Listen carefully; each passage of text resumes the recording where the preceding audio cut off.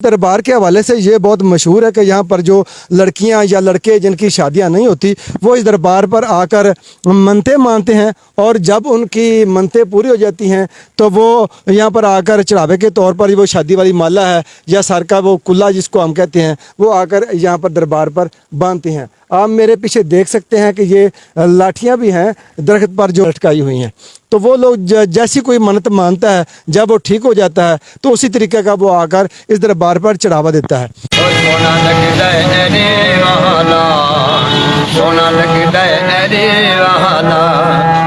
साथ मैं हूँ आपका होस्ट अली असगर डुड्डी और आप देख रहे हैं इस वक्त राइट वे पाकिस्तान। नाज़रीन, मैं इस वक्त मौजूद हूँ दरबार हज़रत खाकी शाह वली सरकार के मज़ार पर। यह दरबार आरवाला से सिर्फ चंद किलोमीटर के फासले पर वाक़या है और इस दरबार के बारे में मैं आपको थोड़ा सा तारफ़ कराऊं कि यह दरबार तकरीबन ज़मीन से 50 फुट ऊंचाई पर है और शुरू में यह दरबार सुनने में आया है सतह ज़मीन से 1 या 2 फुट की हाइट पर ही वाक़या। तो इस दरबार के बारे में मैं आपको ये भी बताऊं कि इस दरबार पर ज़्यादातर अक्सरियत जो है वो शादी के जो ख्वाहिशमंद जोड़े हैं हज़रात हैं वो इस दरबार पर आते हैं और जब उनकी मन्नतें यहाँ पर आकर पूरी हो जाती हैं, दिल की मुरादें पूरी हो जाती हैं तो वो जो हैं मर्द अगर है तो वो अपनी जो माला है शादी वाली या सर वाला कुल्ला वो आकर आप मेरे पीछे में देख सकते हैं कि इस दरख्त पर आकर चढ़ावा देता है। और उसके अलावा इसके साथ साथ जो मिट्टी की मन्नत मानी जाती है वो खातून हो या मर्द हो, लड़की हो या लड़का हो, वो ज़मीन से मिट्टी लेकर इस दरबार के साथ आकर वो मन्नत भी पूरी करते हैं, ऊपर मिट्टी डालते हैं। तो ये दरबार आरेवाला से होता रोड पर तकरीबन 10 किलोमीटर के फासले पर वाक़या है और जो ख़वातीन हैं या जो लड़कियां हैं वो अपनी चूड़ियां जो शादी वाले दिन पहनती हैं या वो गाना भी जिसको हम कहते हैं वो आप देख सकते हैं कि इस दरबार पर एक विंडो लगी हुई है, उस विंडो के साथ आकर बांध जाती हैं जिसकी वो मन्नत मानती हैं। तो इस दरबार के हवाले से ये बहुत मशहूर है कि यहाँ पर जो लड़कियाँ या लड़के जिनकी शादियाँ नहीं होती वो इस दरबार पर आकर मन्नतें मानते हैं और जब उनकी मन्नतें पूरी हो जाती हैं तो वो यहाँ पर आकर चढ़ावे के तौर पर वो शादी वाली माला है या सर का वो कुल्ला जिसको हम कहते हैं वो आकर यहाँ पर दरबार पर बांधते हैं। आप मेरे पीछे देख सकते हैं कि ये लाठियाँ भी हैं दरख्त पर जो लटकाई हुई हैं। तो वो लोग जैसी कोई मन्नत मानता है जब वो ठीक हो जाता है तो उसी तरीके का वो आकर इस दरबार पर चढ़ावा देता है। तो इस अब तो ये आप देख सकते हैं मेरे अकब में कि ये ईंटें भी पड़ी हुई हैं, मिट्टी के साथ साथ अब लोग आकर ईंटों की जो है मन्नतें वो भी मानते हैं और मिट्टी भी डालते हैं। तो अब कुछ लोगों ने ईंटों की मन्नतें भी मानना शुरू कर दी हैं और जब उनकी वो मुरादें पूरी होती हैं तो वो ईंटें लाकर यहाँ पर रखते हैं और मिट्टी चढ़ाते हैं। यह दरबार अब तकरीबन ज़मीन से 50 फुट की बुलंदी पर पहुँच चुका है। तो इस वक्त मेरे साथ कुछ लोग मौजूद हैं जो इस दरबार के इर्द गिर्द रहते हैं, तो उनसे भी बातचीत करेंगे इस दरबार के हवाले से और जानेंगे इसकी तारीख के बारे में। अस्सलाम वालेकुम। वालेकुम सलाम जी। की नाम भाजी ਤੁਹਾਡਾ? मेरा नाम जी मुनव्वर अली। मुनव्वर अली, कितनी देर तो इत्थे दरबार ते तुसी रह रहे हो? ਅਸੀਂ ਜੀ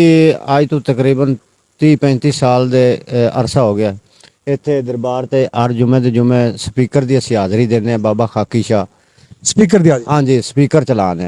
और बाबे दी ਅਸੀਂ गुलामी करने आ मेले ते लाइटां लूटां लाई दियां चादरां चढ़ाई दियां लंगर करीदा है ते और बाबे दियां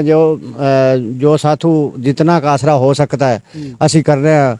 इस गल दे विच किन्नी कुछ हकीकत है कि दरबार शुरू दे विच ज़मीन ते सी ते हुण तकरीबन 50 फुट दी बुलंदी ते पहुंच चुका? ਇਹ ਜੀ जब तक ਅਸੀਂ ਸਾਡੀ ਸੁਰ ਸੰਭਲੀ ਹੈ ਜਾਂ ਜਿਸ ਟਾਈਮ ਦੇ ਅਸੀਂ ਇੱਥੇ ਆਉਣ ਲੱਗੇ ਨਾ ਉਸ ਟਾਈਮ ਵੀ ਅਸੀਂ ਤੇ ਇਹਨੂੰ ਐਵੇਂ ਹੀ ਵੇਖਣ ਲੱਗੇ ਹਾਂ ਇਸੇ ਤਰ੍ਹਾਂ ਹਾਂਜੀ। ਤੇ ਬਾਕੀ ਲੋਕ ਅਗਲੇ ਬੰਦੇ ਪੁਰਾਣੇ ਕਹਿੰਦੇ ਸੀ ਵੀ ਇਹ ਅੱਗੇ ਕਬਰਾਂ ਦਾ ਪਾਣੀ ਲੋੜ ਕੇ ਇਹਦੇ ਮਜ਼ਾਰ ਥੱਲੇ ਆ ਜਾਂਦਾ ਸੀ ਨੀਵਾਂ ਸੀ। ਹਾਂਜੀ ਤੇ ਇਹ ਲੋਕ ਮਾਨਤਾ ਮੰਨਦੇ ਇਹ ਬਾਬਾ ਫਰੀਦ ਗੰਜ ਸ਼ਕਰ ਬਾਬਾ ਖਾਕੀ ਸ਼ਾਹ ਸਰਕਾਰ ਉਹਨਾਂ ਨੇ ਵਾਅਦਾ ਕੀਤਾ ਸੀ ਬਾਬਾ ਫਰੀਦ ਗੰਜ ਸ਼ਕਰ ਨਾਲ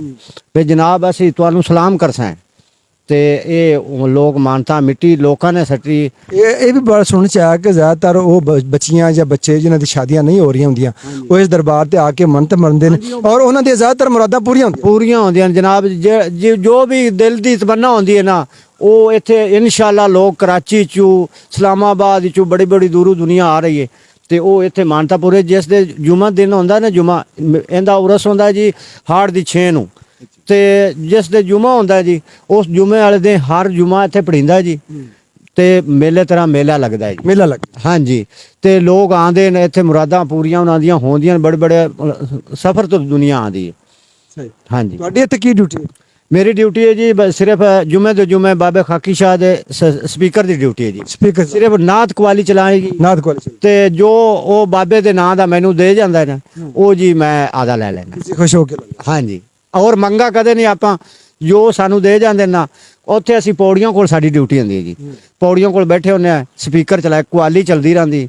ਜੋ ਕਿਸੇ ਦੇ ਦਿਲ ਦੇ ਵਿੱਚ ਹੁੰਦੀ ਤਮੰਨਾ ਉਹ 10 ਵੀ ਦੇ ਜਾਵੇ 100 ਦੇ ਜਾਵੇ 50 ਦੇ ਜਾਵੇ ਨਾ ਦੇਵੇ ਆਪਾਂ ਕੋਈ ਆਪਣਾ ਕਿਸੇ ਨਾਲ ਮੁਤਾਲਬਾ ਨਹੀਂ ਤੇ ਉਹ ਜੀ ਬਸ ਮੁੜ ਅਸੀਂ ਤਾਂ ਬਾਬੇ ਨਾਲ ਜੀ ਦਇਆ ਕੀਤਾ ਹੋਇਆ ਵੀ ਜਦ ਤੱਕ ਸਾਡੀ ਜ਼ਿੰਦਗੀ ਸਾਡੀ ਜਿਹੜੀ ਨਸਲ ਹੈਗੀ ਨੇ ਜਿੰਨਾ ਤਾਈ ਵੀ ਬਈ ਬਾਬੇ ਖਾਕੀ ਸ਼ਾਹ ਦੀ ਅਸੀਂ ਮੇਰੇ ਵਾਲਦ ਸਾਹਿਬ ਨੇ ਅੱਜ ਤੋਂ ਉਹਨਾਂ ਦਾ ਅਰਸਾ 70 ਸਾਲ ਉਮਰ ਹੋ ਗਈ ਹੈ ਉਹ ਚਲਾਉਂਦੇ ਨੇ ਸਪੀਕਰ ਉਤੂ ਜੋ ਉਸ ਆਖਾ ਜੀ ਜਿਹੜਾ ਨਾ ਜਦ ਤੱਕ ਮੈਂ ਜੀਣਾ ਮੈਂ ਚਲਾਣਾ ਮੋੜ ਉਸ ਤੋਂ ਬਾਅਦ ਤੂੰ ਚਲਾਣਾ ਹੈ ਬਲਕਿ ਉਹ ਜਿਸ ਦੇ ਨਹੀਂ ਆ ਉਹਦੀ ਤਬੀਅਤ ਨਹੀਂ ਸੀ ਉਹਦੀ ਮੈਂ ਚਲਾਣਾ ਜੀ ਨਾਜ਼ਰੀਨ ਮੁਨੱਵਰ ਅਲੀ ਦੀ ਤੁਸੀਂ ਗੱਲਬਾਤ ਸੁਣੀ ਉਹਨਾਂ ਦਾ ਕਹਿਣਾ ਹੈ ਕਿ ਪਹਿਲੇ ਮੇਰਾ ਵਾਲਦ ਸਾਹਿਬ ਜਿੰਦੀ ਉਮਰ 70 ਸਾਲ ਹੈ ਉਹ ਇਸ ਦਰਬਾਰ ਤੇ ਸਪੀਕਰ ਦੀ ਡਿਊਟੀ ਦਿੰਦਾ ਸੀ ਤੇ ਉਸ ਤੋਂ ਬਾਅਦ ਮੇਰੀ ਡਿਊਟੀ ਲੱਗ ਗਈ ਹੁਣ ਮੈਂ ਸਪੀਕਰ ਦੀ ਡਿਊਟੀ ਦੇਣਾ ਤਕਰੀਬਨ 8-10 ਸਾਲ ਤੋਂ ਤੇ ਇਹ ਨਿਜ਼ਾਮ ਇਸੇ ਤਰ੍ਹਾਂ ਹੀ ਜਦ ਤੱਕ ਮੇਰੀ ਜ਼ਿੰਦਗੀ ਹੈ ਇਹ ਨਿਜ਼ਾਮ ਇਸੇ ਤਰ੍ਹਾਂ ਚੱਲਦਾ ਰਹੇਗਾ ਮੇਰੇ ਨਾਲ ਇੱਕ ਹੋਰ ਭਾਈ ਵੀ ਮੌਜੂਦ ਹੈ ਤੇ ਆ ਉਹਨਾਂ ਨਾਲ ਵੀ ਗੱਲਬਾਤ ਕਰਨੇ ਆ ਤੇ ਜਾਣਨੇ ਆ ਇਸ ਦਰਬਾਰ ਦੀ ਤਾਰੀਖ ਦੇ ਹਵਾਲੇ ਨਾਲ ਅਸਲਾਮ ਵਾਲੇਕੁਮ ਵਾਲੇਕੁਮ ਸਲਾਮ ਕੀ ਨਾਮ ਹੈ ਭਾਜੀ ਤੁਹਾਡਾ ਮੇਰਾ ਨਾਮ ਜੀ ਕਾਸਮ ਭਾਈ ਇੱਥੋਂ ਦੀ ਰਾਸ਼ਾ ਜੀ ਤੁਹਾਡੀ ਜੀ ਹਾਂ ਕਿੰਨੀ ਦੇਰ ਤੋਂ ਇੱਥੇ ਤੁਸੀਂ ਰਹਿ ਰਹੇ ਇੱਥੋਂ ਜੀ ਅਸੀਂ 50-60 ਸਾਲ ਹੋ ਗਏ 50-60 ਸਾਲ ਹੋ ਗਏ ਇਸ ਦਰਬਾਰ ਨੂੰ ਇਸੇ ਤਰ੍ਹਾਂ ਤੁਸੀਂ ਵੇਖ ਰਹੇ ਜੀ ਇਹ ਜੀ ਦਰਬਾਰ 50-60 ਸਾਲ ਤੋਂ ਇਹ ਜ਼ਮੀਨ ਤੋਂ ਜ਼ਮੀਨ ਦੀ ਸतह से ही ਜ਼ਮੀਨ ਦੀ ਸਤਹ ऊपर से गया ਫਿਰ ਉੱਪਰ ਗਿਆ हाँ ऊपर गया हाँ ਸਹੀ मिट्टी लोग डालते रहे ने टगारियां नाल ते ऊपर से गया हाँ ਉੱਪਰ ਚਲਾ ਗਿਆ हाँ पहले कच्चियां ਪਹਿਲੇ ਪੌੜੀਆਂ ਕੱਚੀਆਂ ਹੁੰਦੀਆਂ ਸੀ ਤੇ ਹੁਣ ਦੁਬਾਰਾ ਪੱਕੀਆਂ ਬਣੀਆਂ हाँ हाँ जी हाँ जमीन की सतह से सी जमीन की सतह से आपे कुदरत नाल गया ਕੁਦਰਤ हाँ कुदरत के निजाम नाल ਜੀ ਦੁਆ ਲੈਣ ਆਈ ਹਾਂ ਇੱਥੇ ਮੈਂ ਖਾਕੀ ਸ਼ਾਹ ਇੱਕ ਬੇਟੇ ਦੀ ਮੇਰੇ ਦੀ ਸ਼ਾਦੀ ਹੋਈ ਤੇ ਦੂਸਰੇ ਦੀ ਦੁਆ ਮੰਗਣ ਆਈ ਹਾਂ ਅੱਲਾਹ ਤਾਲਾ ਮੇਰੀ ਪੂਰੀ ਕਰੇ ਮੇਰੇ ਬੇਟੇ ਦੀ ਸ਼ਾਦੀ ਹੋ ਜਾਵੇ ਅੱਗੇ ਮੇਰਾ ਇੱਕ ਬੇਟਾ ਸੀ ਉਹਦੀ ਸ਼ਾਦੀ ਹੋ ਗਈ ਉਹਦੀ ਮੰਨਤ ਮੈਂ ਅੱਗੇ ਲਾ ਗਈ ਹਾਂ ਮੈਂ ਨਫਲ ਗੁਜ਼ਾਰ ਤੇ ਗਈ ਹਾਂ ਅੱਲਾਹ ਤਾਲਾ ਹਰ ਤੇ ਖੈਰ करे जो भी है रब ਇੱਥੇ ਸਭ ਦੀਆਂ ਪੂਰੀਆਂ ਕਰਦਾ है कोई ਇੱਥੇ खाली नहीं जाता जोड़ी ला भर के जाता है जी नाजरीन हमने आपको बातचीत सुनाई जो लोग यहाँ पर रहते हैं उनकी तो इस दरबार के बारे में हमने पहले भी आपको बताया कि हज़रत खाकी शाह वली सरकार इसका बुज़ुर्ग का नाम है हज़रत खाकी शाह वली सरकार और ये दरबार आरेवाला से होता रोड पर तकरीबन 8 से 10 किलोमीटर की मुसाफत पर वाक़ है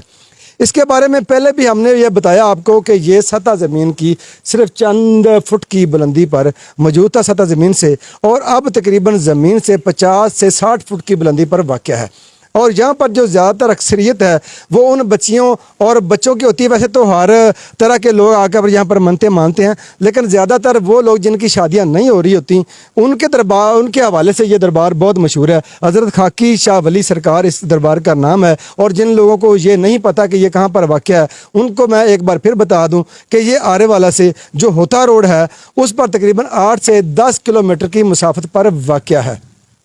तो इस दरबार पर जो लोग मनते मानने आते हैं ये आप देख सकते हैं कि मेरे पीछे दरबार है हज़रत खाकी शाह वली सरकार का और ये साथ है एक साइड पर नमक भी पड़ा हुआ है तो लोग यहाँ पर आकर नमक भी रखते हैं और यहाँ से जो मनते मांगते हैं वो नमक की भी मनते मांगते हैं और ये आप देख सकते हैं पानी वाला कड़ा जिसको हम कहते हैं वो कड़ोली वो भी पड़ी हुई है तो जिनकी शादियाँ होती हैं तो फिर वो लाकर यहाँ पर ऐसी चीज़ें रखते हैं क्योंकि उनकी जब दिल की मुरादें पूरी हो जाती हैं तो वो अपने दिल की तसल्ली के लिए जब तक यहाँ पर आकर बनता अपनी पूरी नहीं करते उनके दिल को तसल्ली नहीं होती ये भी आप देख सकते हैं मैं आपको दिखा दूँ कि ये वो मालाएँ हैं और ये वो कुल्ले हैं जिन लोगों की शादियाँ होती हैं तो फिर वो अपनी जो माला और कुल्ले हैं वो लाकर यहाँ पर रखते हैं और जो खातून हैं वो अपनी चूड़ियाँ या ऐसी चीज़ें वो लाकर पिछली साइड पर मेरे हक में एक दरवाज़ा खिड़की है उसके साथ रखते हैं تو ہم نے آپ کو دکھایا آج دربار حضرت خاکی شاہ سرکار کا، اور آپ کو امید ہے ہماری آج کی ویڈیو پسند آئی ہوگی۔ تو وہ لوگ جن کو نہیں پتہ تھا کہ حضرت خاکی شاہ ولی سرکار کا دربار کہاں پر واقع ہے، تو ان کے لیے آج ہم نے یہ ویڈیو بنائی ہے۔ امید ہے کہ ہماری آج کی ویڈیو آپ کو پسند آئی ہوگی۔ تو دیکھتے رہیں رائٹ وے پاکستان، اور ہمیں دیجیے اجازت۔ اللہ حافظ۔